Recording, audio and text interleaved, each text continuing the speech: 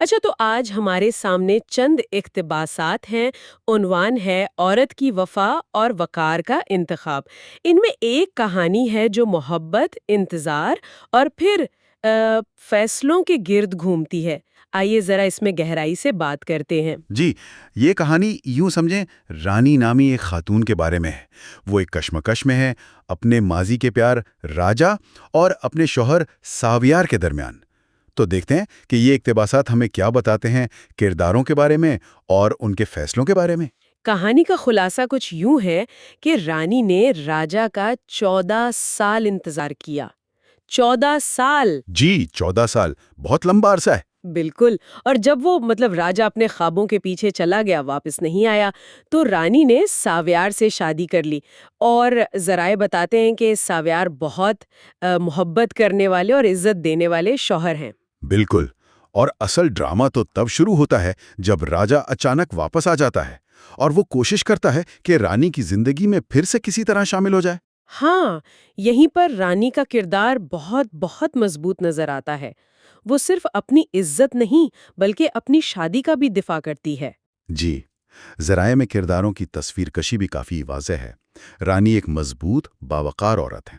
ماضی ہے، ٹھیک ہے، لیکن حال کی سچائی اور اپنی عزت وہ زیادہ اہم سمجھتی ہیں۔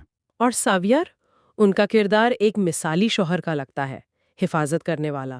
جی بالکل، محافظ قسم کا۔ لیکن راجا کا کردار وہ تھوڑا مطلب وہ پیچیدہ لگتا ہے نا؟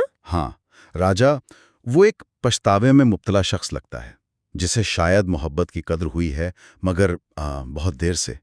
اقتباسات میں بھی یہ بات ہے کہ اس کے کردار کی گہرائی، مطلب وہ کیوں گیا تھا، کیوں لوٹا، یہ چیزیں پوری طرح واضح نہیں۔ اچھا، کہانی میں کچھ مناظر بھی ہیں جو خاصے اہم ہیں، جیسے وہ منظر جب رانی راجا کو اپنا فون نمبر دینے سے صاف انکار کر دیتی ہے۔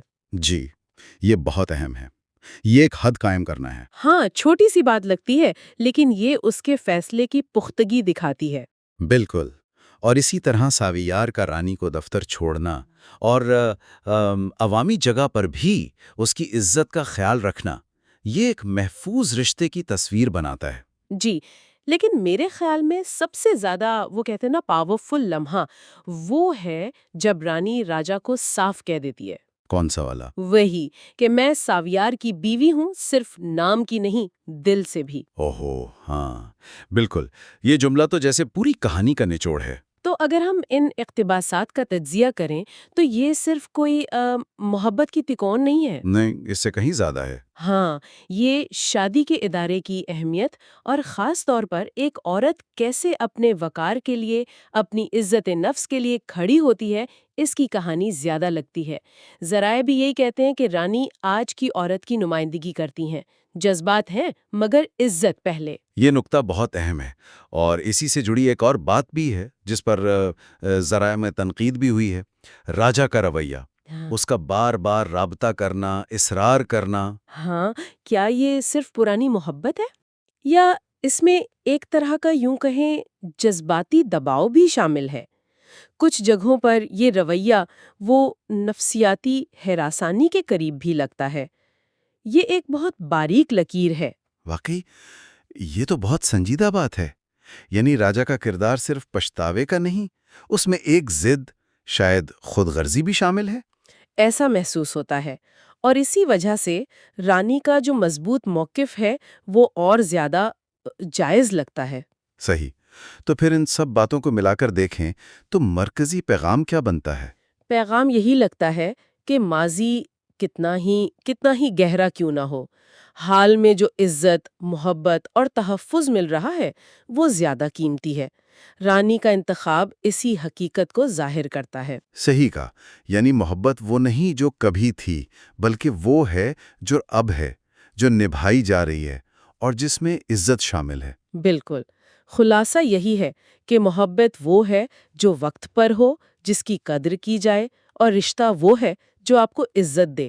رانی نے اسی کو چنا۔ جی۔ یہ ساری گفتگو یہ ایک بڑا دلچسپ سوال ذہن میں لاتی ہے کہ کیا ماضی کی محبت کی کشش، چاہے وہ کتنی ہی شدید کیوں نہ رہی ہو، حال کے ایک مضبوط باعزت رشتے پر غالب آ سکتی ہے، خاص طور پر تب جب کوئی اپنی نئی زندگی میں رانی کی طرح مطمئن اور محفوظ ہو؟ یہ سوچنے کے لیے ایک اچھا نقطہ ہے۔